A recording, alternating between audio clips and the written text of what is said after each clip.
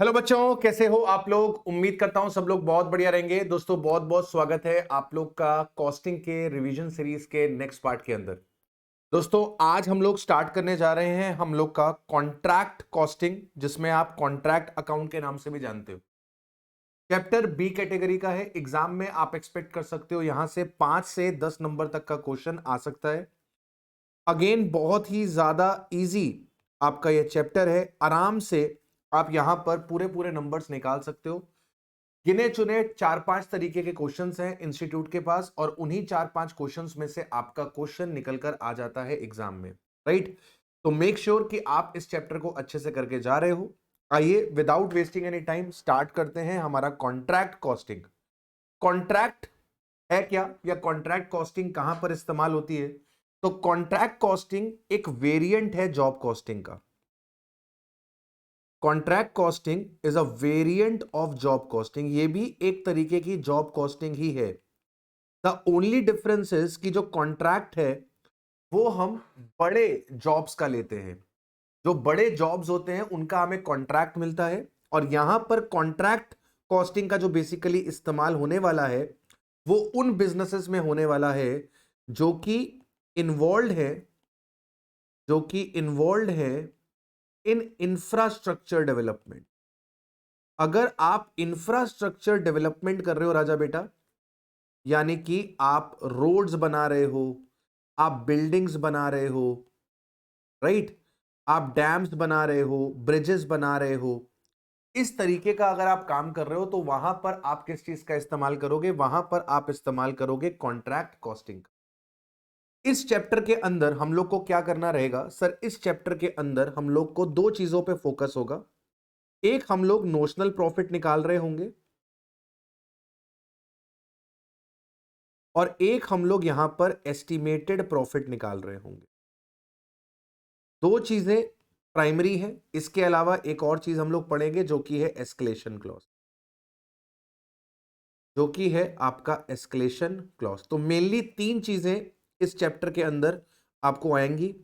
या तो आपके पास नोशनल प्रॉफिट का क्वेश्चन आएगा, या नोशनल प्रॉफिट और एस्टिमेटेड प्रॉफिट का क्वेश्चन आएगा, या तो एस्केलेशन क्लॉज के ऊपर क्वेश्चन निकल कर आएगा। अब नोशनल प्रॉफिट अगर आपको निकालना है तो नोशनल प्रॉफिट निकालने के लिए आपको कॉन्ट्रैक्ट अकाउंट बनाना आना चाहिए। कॉन्ट्रैक्ट अकाउंट एक नॉर्मल प्रॉफिट एंड लॉस के तरीके होता है।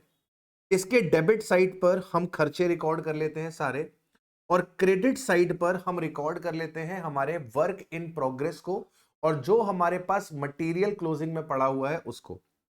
तो डेबिट साइड पे सबसे पहले आपके पास निकल कर आता है मटेरियल का खर्चा।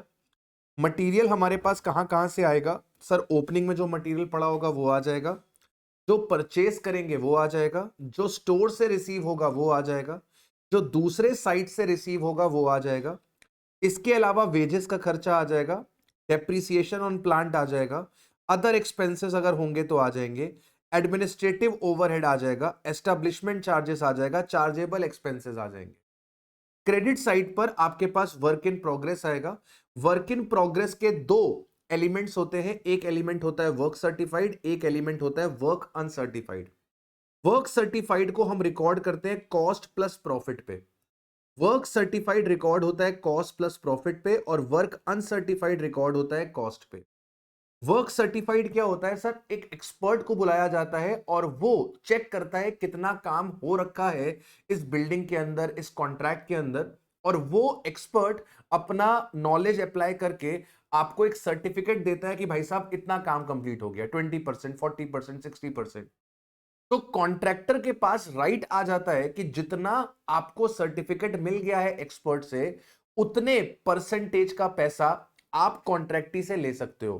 तो फॉर एग्जांपल अगर कॉन्ट्रैक्ट 10 लाख रुपए का है और हमारे पास वर्क सर्टिफाइड आ गया है 60% का, तो कॉन्ट्रैक्टर के पास राइट है कि वो 10 लाख का 60% यानी कि 6 लाख रुपीस क्लेम कर सकता है कॉन्ट्रैक्टी से।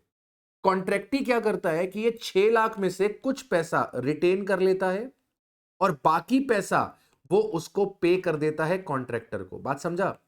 तो वर्क सर्टिफाइड के अंदर कॉस्ट भी रहती है और प्रॉफिट भी रहता है। और वर्क अनसर्टिफाइड वो है कि जो काम हमने कर रखा है लेकिन हमको एक्सपर्ट से कोई सर्टिफिकेट नहीं मिला है। ठीक, वो काम जो हो रखा है लेकिन जिसका सर्टिफिकेट नहीं मिला एक्सपर्ट से, दैट इज वर्क अनसर्टिफाइड। तो वर्क सर्टिफाइड और अनसर्टिफाइड का जब सम करते हैं तो WIP निकलकर आ जाती है। इसके अलावा क्रेडिट साइड पर आप रिकॉर्ड कर लोगे मटेरियल का जो क्लोजिंग स्टॉक है, वो मटेरियल जो सोल्ड कर दिया है, सोल्ड कितने पे भी किया हो उसे हमेशा कॉस्ट पे रिकॉर्ड करा जाता है। मटेरियल जो लॉस्ट हो गया, थेफ्ट हो गया, उसे भी कॉस्ट पे रिकॉर्ड कर लिया जाता है। क्रेडिट साइड में से डेबिट साइड को माइनस कर दिया जाता है, आपके पास नोशनल प्रॉफिट निकलकर आ जाता है। अगर आपका कोई प्लांट चोरी हुआ है तो वो कॉन्ट्रैक्ट अकाउंट में नहीं आएगा, वो कॉस्टिंग PL में डेबिट कर दिया जाएगा। अगर आपने कोई पेनल्टी इंसेंटिव्स हैं तो वो डायरेक्टली ट्रांसफर कर दिए जाएंगे कॉस्टिंग PL में, वो भी कॉन्ट्रैक्ट अकाउंट के अंदर निकलकर नहीं आएंगे। एस्टिमेटेड प्रॉफिट कैसे निकाला जाता है? एस्टिमेटेड प्रॉफिट निकाला जाता है जो कॉन्ट्रैक्ट प्राइस है उसमें से माइनस कर देते हैं अभी तक जो खर्चा हुआ है, और माइनस कर देते हैं फर्दर एस्टिमेटेड खर्चा अगर कोई होने वाला है, इंक्लूडिंग प्रोविजन इफ एनी। ठीक है, तो कॉन्ट्रैक्ट प्राइस में से अभी तक जितना खर्चा हुआ है वो माइनस हो जाएगा, और फ्यूचर में जितना खर्चा होने वाला है including contingency, including provision if any, आपके पास एस्टिमेटेड प्रॉफिट निकल आएगा। बैलेंस शीट के अंदर आप WIP को कैसे रिकॉर्ड करते हो? बैलेंस शीट में आप WIP को रिकॉर्ड करते हो work certified plus work uncertified minus cash received. Work certified plus work uncertified minus cash received, इस वैल्यू पे WIP को रिकॉर्ड किया जाता है। इसके अलावा बैलेंस शीट में क्या क्या आ जाएगा? प्लांट आ जाएगा नेट ऑफ डेप्रिसिएशन, मटेरियल का क्लोजिंग स्टॉक आ जाएगा, अगर कोई प्रीपेड एक्सपेंस है तो वो आ जाएगा, अगर कोई आउटस्टैंडिंग एक्सपेंस है तो वो लाइबिलिटी साइड पे आ जाएगा। ये हो गए आपके extracts of balance sheet, right. जल्दी से क्वेश्चन देखते हैं, क्वेश्चन देखने से ज्यादा क्लैरिटी आती है। कंप्यूट करना है notional profit, estimated profit on a contract which has been 80% complete. Total expenditure to date अभी तक 1,70,000 का खर्चा हो चुका है। Estimated further expenditure to complete the contract is 34,000। Contract price 3,06,000 रुपए का है। वर्क सर्टिफाइड 2 लाख रुपए का है। वर्क नॉट सर्टिफाइड 17 लाख का है। कैश रिसीव्ड 1,63,200 का है। तो नोशनल प्रॉफिट कैसे निकलेगा सर? नोशनल प्रॉफिट निकलेगा, नोशनल प्रॉफिट निकलेगा आपका जो WIP है, जो वर्क इन प्रोग्रेस है, उसमें से माइनस करा देंगे कॉस्ट टू डेट, उसमें से माइनस करा देंगे कॉस्ट टू डेट, हमारे पास निकल कर आ जाएगा नोशनल प्रॉफिट, हमारे पास निकल कर आ जाएगा नोशनल प्रॉफिट। ठीक है, अब WIP कैसे आएगी? WIP आती है work certified plus work uncertified. Work certified है आपके पास 2 लाख का, वर्क अनसर्टिफाइड है 17,000 का, तो आपके पास WIP आ जाएगी 2,17,000। कॉस्ट टू डेट है आपके पास 170, 217 में से 170 माइनस हो जाएगा, 47,000 का आपके पास नोशनल प्रॉफिट निकल कर आ जाएगा। एस्टिमेटेड प्रॉफिट निकालना है। एस्टिमेटेड प्रॉफिट कैसे निकलेगा सर? एस्टिमेटेड प्रॉफिट में जो कॉन्ट्रैक्ट प्राइस है वो पकड़ते हैं, कॉन्ट्रैक्ट प्राइस में से जो कॉस्ट टू डेट है वो माइनस कर देते हैं, और जो फर्दर एस्टिमेटेड एक्सपेंडिचर है उसे भी माइनस कर देते हैं। कॉन्ट्रैक्ट प्राइस कितना है? कॉन्ट्रैक्ट प्राइस है 3,06,000। कॉन्ट्रैक्ट प्राइस है 3,06,000। कॉस्ट टू डेट कितनी है? अभी तक 1,70,000 खर्च कर चुके हैं। फर्दर खर्चा कितना एस्टिमेटेड है? 34,000 का एस्टिमेटेड। 3,06,000 माइनस 170 माइनस 34, तो एस्टिमेटेड प्रॉफिट है 1,02,000। एस्टिमेटेड प्रॉफिट है 1,02,000 का, और नोशनल प्रॉफिट है 47,000। सिंपल। चलिए अगला एग्जांपल देखते हैं, थोड़ा सा टफ रहेगा ये। MNP कंस्ट्रक्शन लिमिटेड ने कमेंस किया है contract on April 1, 1999। The total contract was for 17,50,000, तो कॉन्ट्रैक्ट प्राइस 17,50,000 है। Actual expenditure and estimated expenditure are given below, तो आपको एक्चुअल खर्चा और एस्टिमेटेड खर्चा क्वेश्चन का गिवन है। एक्चुअल में मटेरियल इश्यूड 3 लाख रुपए का है, लेबर पेड 2 लाख रुपए की है, आउटस्टैंडिंग 20,000 रुपए की है, प्लांट परचेज किया है 150 का, एक्सपेंसेस पेड 75 के हैं, प्रीपेड 15,000 के हैं, प्लांट रिटर्न टू स्टोर 50,000 का है हिस्टोरिकल कॉस्ट पे। हमने जो ये 50,000 रुपए का प्लांट रिटर्न किया है इसकी डेट नहीं बताई गई, तो ये एज्यूम करेंगे कि इसका जो रिटर्न हुआ है वो साल के आखिरी दिन पर हुआ है, तो 31 मार्च 2000 को इसका रिटर्न हुआ है, ऐसा एजम्पशन ले लेंगे। ऐसा एजम्पशन ले लेंगे कि प्लांट जो रिटर्न हुआ है वो साल के आखिरी दिन पे हुआ है। मटेरियल एट साइट गिवन है, वर्क सर्टिफाइड गिवन है, वर्क अनसर्टिफाइड गिवन है, कैश रिसीव गिवन है। The plant is subject to annual depreciation at the rate of 25% of WDV cost. The contract is likely to be completed on 31 दिसंबर 2000। 31 दिसंबर 2000 को contract complete हो जाएगा। 2001 यानी कि अप्रैल से लेकर 31 दिसंबर तक, अप्रैल से लेकर 31 दिसंबर को कॉन्ट्रैक्ट कंप्लीट हो जाएगा। अगले 9 महीने में क्या खर्चा होने वाला है आपको वो गिवन है। क्वेश्चन कह रहा है कि कॉन्ट्रैक्ट अकाउंट बनाओ और हमको नोशनल प्रॉफिट बता दो। इसके अलावा आप हमें एस्टिमेटेड प्रॉफिट भी निकाल कर दे दो। तो कॉन्ट्रैक्ट अकाउंट बनाना है और कॉन्ट्रैक्ट अकाउंट बनाकर आपको यहां पर क्या देना है सर, कॉन्ट्रैक्ट अकाउंट बनाकर हमको यहां पर देना है नोशनल प्रॉफिट। कॉन्ट्रैक्ट अकाउंट बनाकर हम लोग को यहां पर देना है नोशनल प्रॉफिट और उसके साथ साथ हम लोगों को बताना है एस्टिमेटेड प्रॉफिट। तो सबसे पहले कॉन्ट्रैक्ट अकाउंट बनाना शुरू करते हैं। सबसे पहले कॉन्ट्रैक्ट अकाउंट बनाना शुरू करते हैं। ये कॉन्ट्रैक्ट अकाउंट बन रहा है 1 अप्रैल 99 से लेकर 31 मार्च 2000 तक। ठीक है, ये कॉन्ट्रैक्ट अकाउंट प्रिपेयर किया जा रहा है 1 अप्रैल 1999 से 31 मार्च 2000 तक। Particulars, amount, particulars, amount. सबसे पहले हम यहां पर मटेरियल का खर्चा रिकॉर्ड कर लेंगे। मटेरियल का खर्चा कितना है सर? मटेरियल का खर्चा है, मटेरियल का खर्चा है सर जी, मटेरियल का खर्चा है सर जी 3 लाख रुपए का। तो मटेरियल का खर्चा आपके पास 3 लाख रुपए का निकल कर आ जाएगा। इसके बाद लेबर का खर्चा कितना आ रहा है सर जी? लेबर के खर्चे के लिए क्वेश्चन बोल रहा है कि लेबर के लिए 2 लाख रुपए दे दिए, 20,000 अभी देने बाकी हैं। दैट मीन्स कि 2 लाख रुपए दे दिए हैं और 20,000 रुपए अभी देने बाकी हैं, यानी कि टोटल खर्चा 2,20,000 रुपए का। इसके अलावा एक्सपेंसेस का खर्चा आपको कितना दिया हुआ है? इसके अलावा एक्सपेंसेस का खर्चा आपको कितना दिया हुआ है? इसके अलावा प्लांट के ऊपर डेप्रिसिएशन लगेगा, इसको भी लगा लेंगे। एक्सपेंसेस पेड दिए हुए हैं 75, प्रीपेड दिए हुए हैं 15। तो 75,000 आपको दिया हुआ है कि आपने पे किया है, जिसमें से 15,000 प्रीपेड है, यानी कि 60,000 रुपीज निकल कर आ जाएगा। इसके बाद क्वेश्चन में आपको दिया हुआ है plant return to store, again depreciation के काम आ जाएगा। मटीरियल एट साइट 20,000 रुपए का है। बाय मटीरियल एट साइट 20,000 रुपए का, ये क्लोजिंग मटीरियल है आपके पास। इसके बाद बाय WIP, WIP में वर्क सर्टिफाइड और वर्क अनसर्टिफाइड, वर्क सर्टिफाइड और वर्क अनसर्टिफाइड। वर्क सर्टिफाइड है 8 लाख का, अनसर्टिफाइड है 25,000 रुपए का। सर्टिफाइड है 8 लाख का, अनसर्टिफाइड है 25,000 का, टोटल हो जाएगा 825। इसके अलावा हमने क्या सब खर्चे ले लिए? हाँ जी सर, सब खर्चे आपने ले लिए, बस रह गया है डेप्रिसिएशन। अब देखो 1,50,000 का प्लांट आपको इशू किया गया, जिसमें से 50,000 रुपए का प्लांट आपने वापस किया साल के आखिरी में। मतलब मैं प्लांट को 2 हिस्सों में डिवाइड कर सकता हूं। 1,50,000 का प्लांट है, इसमें से 1 लाख रुपए का प्लांट अभी साइट पे है, इसमें से 1 लाख रुपए का प्लांट अभी साइट पर है। ठीक है, और इसमें से 50,000 रुपए का प्लांट अपन ने रिटर्न कर दिया है।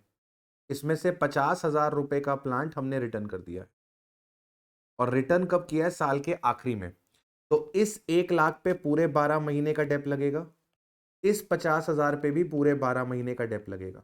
ठीक है, 1 लाख पे 12 महीने का डेप कितना होता है सर? 1 लाख पे 12 महीने का डेप 25% WDV है। 25% WDV से लग रहा है, इसका मतलब यहां पर eight the rate of 25% depreciation लग जाएगा। डेप आ जाएगा 25,000 रुपए का, और यहां पर क्लोजिंग WDV जो निकल कर आ जाएगी, या WDV जो निकल कर आ जाएगी, वो निकल कर आ जाएगी 75,000 की। WDV निकल कर आ जाएगी 75, और 50,000 पे 25% का डेप लग जाएगा, तो ये आ जाएगा आई थिंक 50,000 पे 25% आ जाएगा 12,500। यहाँ पे डेप आ जाएगा 12,500। ठीक है, तो 25 और 12,500 का डेप, 37,500 का डेप निकल कर आ जाएगा।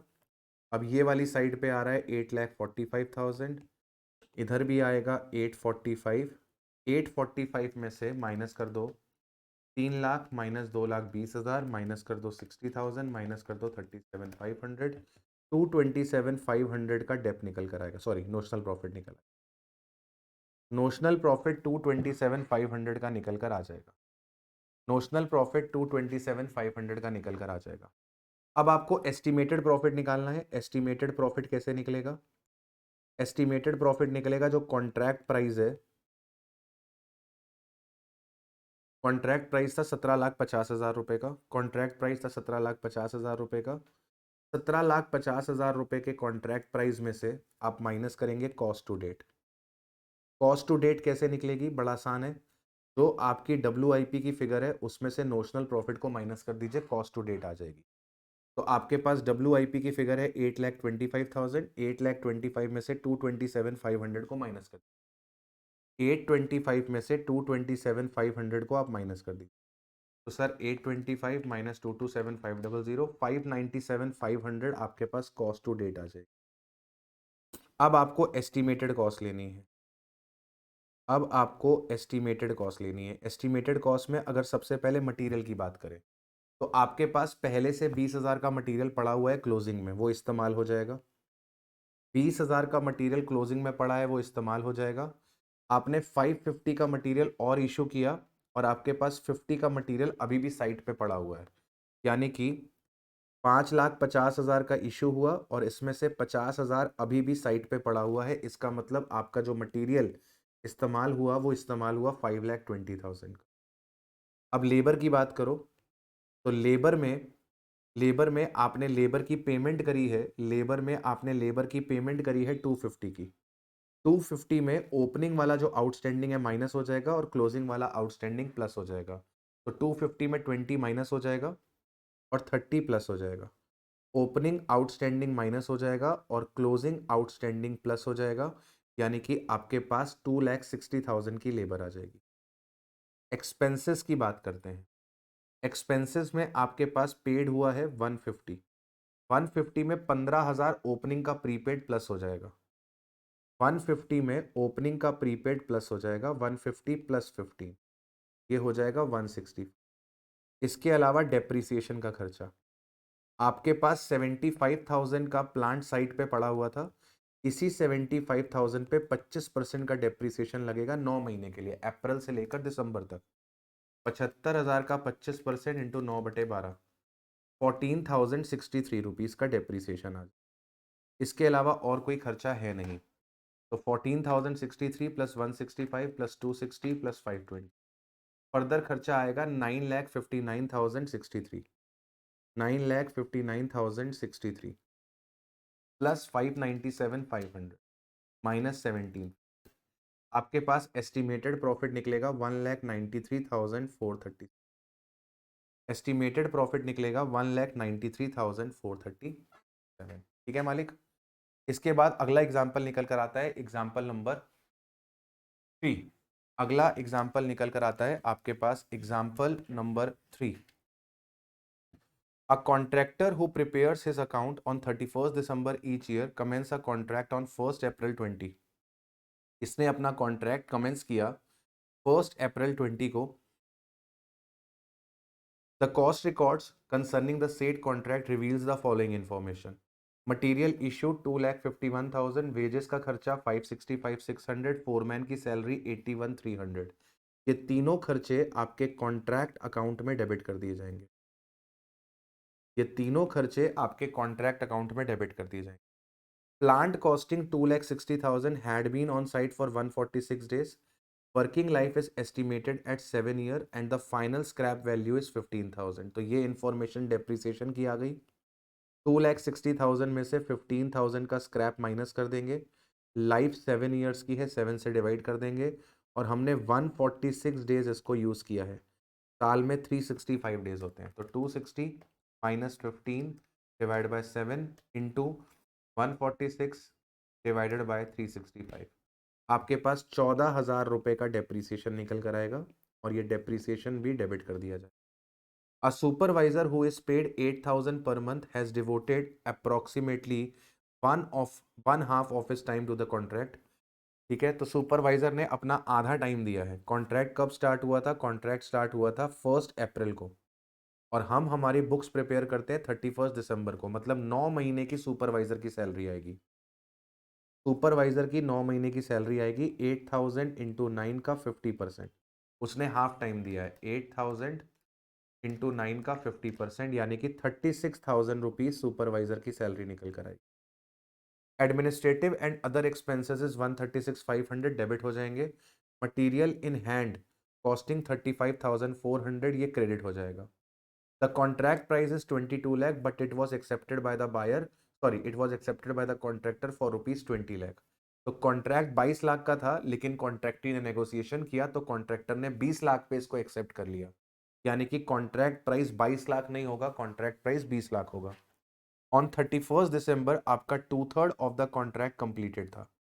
31 दिसंबर को 2/3 ऑफ द कॉन्ट्रैक्ट कंप्लीटेड था। आर्किटेक्ट ने सर्टिफिकेट दिया कि 50% ऑफ द कॉन्ट्रैक्ट कंप्लीट हो चुका है। तो कॉन्ट्रैक्ट 2/3 कंप्लीट हो चुका था, लेकिन सर्टिफिकेट आपको 50% का मिला, और कॉन्ट्रैक्टर ने आपको 7,50,000 रुपए पे कर दिए ऑन अकाउंट, मतलब कैश रिसीव्ड 750 है। कैश रिसीव्ड आपका 750 है। आपको 50% of the contract price, 50% of the contract price में से आपको कॉन्ट्रैक्टर हैड बीन पेड 750, ये उसने आपको कैश दे दी, ये उसने आपको कैश दे दिया। प्रिपेयर करना है कॉन्ट्रैक्ट अकाउंट। अब इस क्वेश्चन के अंदर एक चीज मिसिंग है। इस क्वेश्चन के अंदर एक चीज मिसिंग है, पूछो क्या? इस क्वेश्चन के अंदर आपको वर्क अनसर्टिफाइड की कॉस्ट नहीं दी हुई, तो आपको पहले वो यहां पर कैलकुलेट करनी पड़ेगी। अब जब आप यहां पे कॉन्ट्रैक्ट अकाउंट बनाओगे तो कॉन्ट्रैक्ट अकाउंट को अपन थोड़ा सा मॉडिफाई कर देंगे। यहां पर जब हम कॉन्ट्रैक्ट अकाउंट बनाएंगे तो हम कॉन्ट्रैक्ट अकाउंट को थोड़ा सा मॉडिफाई कर देंगे। हम कॉन्ट्रैक्ट अकाउंट से एक इंफॉर्मेशन बाहर निकालेंगे जिसको हम बोलते हैं cost to date. Contract account से हम एक इंफॉर्मेशन बाहर निकालेंगे जिसको हम बोलते हैं कॉस्ट टू डेट। तो सबसे पहले आपको जो जो खर्चे गिवन है डायरेक्टली वो रिकॉर्ड कर लो। डायरेक्टली आपको मटेरियल, वेजेस और फोरमैन सैलरी दी है। मटेरियल का खर्चा दिया है, वेजेस का खर्चा दिया है, और फोरमैन की सैलरी दी है। 251 565 600, 251 565 600 एंड 81 300, 81 300। डेप्रीसिएशन हमने फाइंड कर लिया था, डेप्रीसिएशन 14,000 आ रहा था। इसके अलावा हमने फाइंड कर लिया था सुपरवाइजर की सैलरी, सुपरवाइजर की सैलरी 36,000 की आ रही थी। डेप्रीसिएशन हो गया, सुपरवाइजर की सैलरी हो गई। एडमिनिस्ट्रेटिव का खर्चा 136,500 का, एडमिनिस्ट्रेशन का खर्चा 136,500 था, और हमारे पास मटेरियल साइट पे पड़ा हुआ था, हमारे पास मटेरियल साइट पे पड़ा हुआ था 35,400। मटेरियल हमारे पास साइट पे पड़ा हुआ था 35,400 का। हमने सारे खर्चे रिकॉर्ड कर लिए हैं। अब इसको प्लस करके क्रेडिट साइड से माइनस कर देंगे तो हमारे पास निकल आएगा कॉस्ट टू डेट, कि अभी तक हमने कितना खर्चा किया। Cost to date carried down, इसको आप वर्क्स कॉस्ट भी बोल सकते हो, इसको आप वर्क्स कॉस्ट भी बोल सकते हो। तो 251 565 600 प्लस 81 300 प्लस 14,000 प्लस 36,000 136 500 1084 400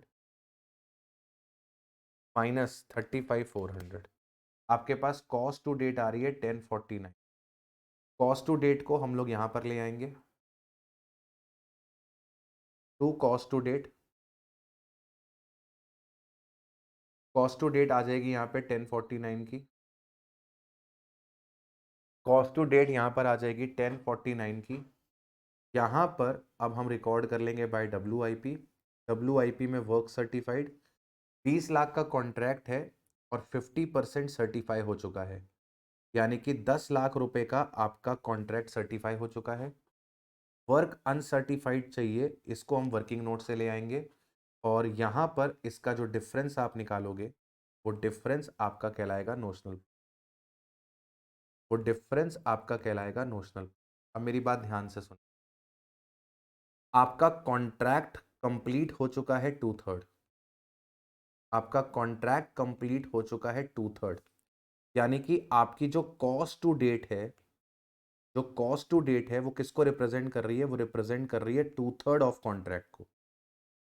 आपकी जो कॉस्ट टू डेट है वो किसको रिप्रेजेंट कर रही है? 2/3 ऑफ द कॉन्ट्रैक्ट कॉस्ट को। तो अगर मुझे पूरे कॉन्ट्रैक्ट की कॉस्ट चाहिए तो मेरे पूरे कॉन्ट्रैक्ट की कॉस्ट कैसे निकलेगी? सर जो कॉस्ट टू डेट आ रहा है, जो कॉस्ट टू डेट आ रहा है उसका 3/2 कर दो। जो कॉस्ट टू डेट आ रहा है उसका 3/2 कर दो। तो कॉस्ट टू डेट आ रहा है 10,49,000, इसका 3/2 कर दो तो मेरे पास पूरे कॉन्ट्रैक्ट की कॉस्ट आ जाएगी। पूरे कॉन्ट्रैक्ट की कॉस्ट आएगी 15,73,500। ठीक है, ये पहली इंफॉर्मेशन होगा। अब मुझे ये पता है कि वर्क सर्टिफाइड 50% है, तो अगर मुझे कॉस्ट ऑफ वर्क सर्टिफाइड निकालनी है तो कैसे निकलेगी? सर जितनी कॉन्ट्रैक्ट की कॉस्ट है उसका 50% कंप्लीट हो चुका है, तो कॉन्ट्रैक्ट की कॉस्ट का 50% वर्क सर्टिफाइड की कॉस्ट हो जाएगी। तो सर 15,73,500 का 50% कर दीजिए, ये आ जाएगा 786,500। अब आपको ये पता है कि वर्क सर्टिफाइड की कॉस्ट कितनी है? 786,500। अगर आप कॉस्ट टू डेट में से cost of work certified minus कर दोगे, आपके पास कॉस्ट ऑफ वर्क अनसर्टिफाइड निकल कर आ जाएगी। कॉस्ट टू डेट आपके पास आ रही है 1049। 1049 में से 786,500 को माइनस कर दीजिए, आपके पास वर्क अनसर्टिफाइड की कॉस्ट आ जाएगी 262,250। और इसको यहां पर इस्तेमाल कर लीजिए, 262,250, 1262,250।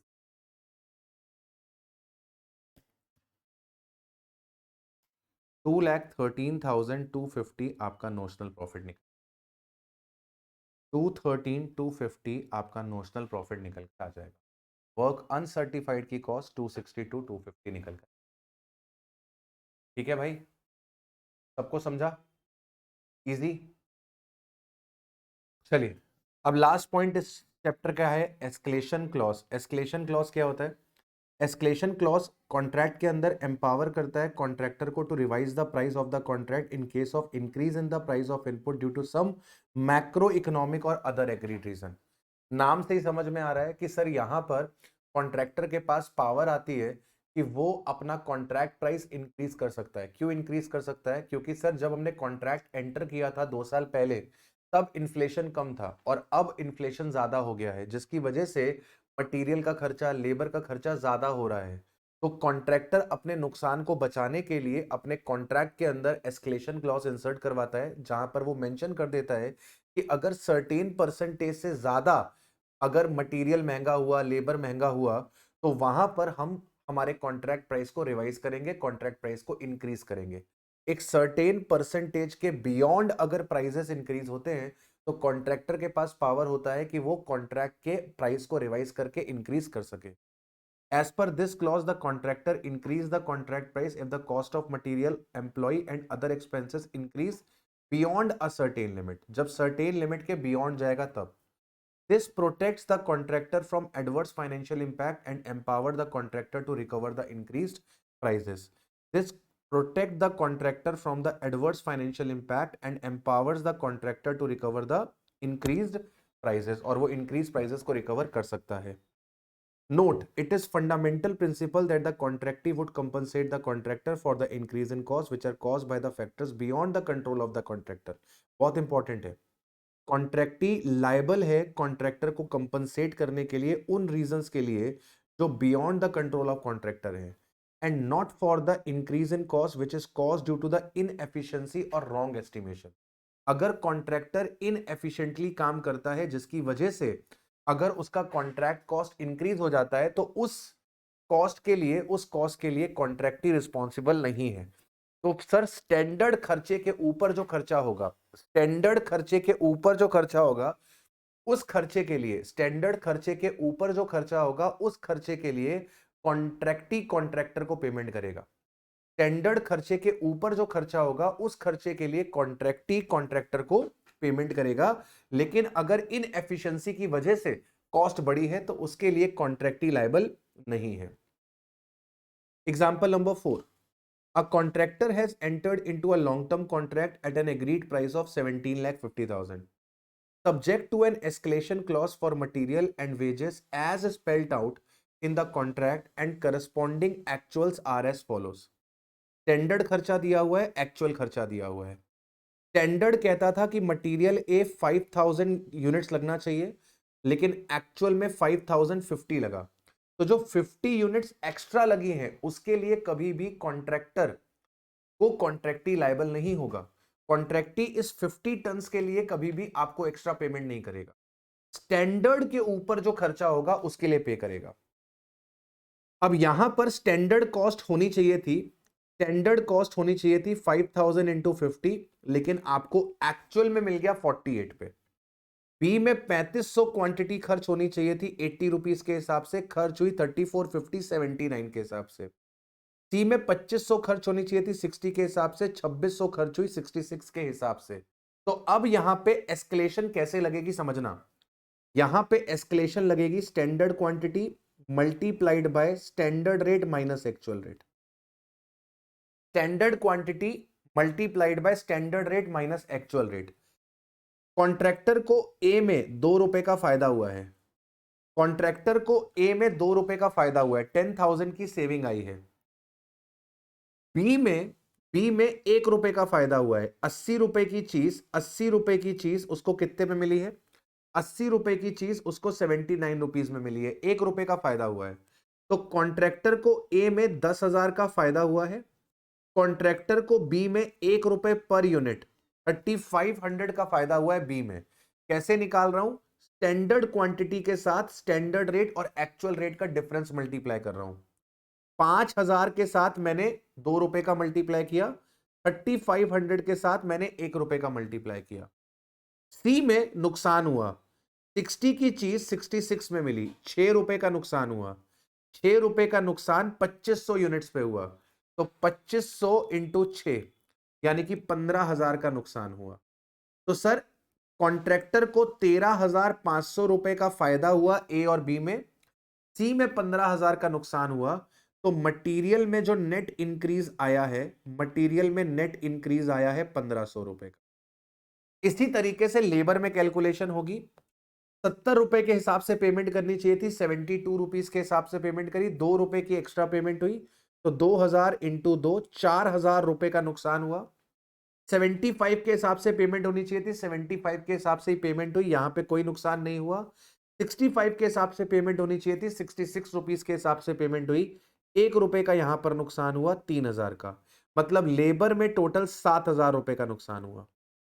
7000 रुपए का नुकसान लेबर में हुआ, 1500 रुपए का नुकसान आपका मटेरियल में हुआ.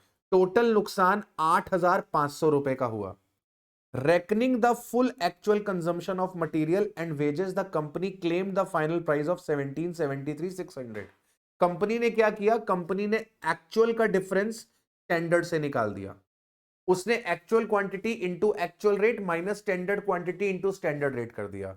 एक्चुअल कॉस्ट और स्टैंडर्ड कॉस्ट का डिफरेंस निकाल दिया, जो कि गलत था. आपको क्लेम लेने के लिए स्टैंडर्ड क्वांटिटी का मल्टीप्लाई करना चाहिए था standard rate minus actual rate से.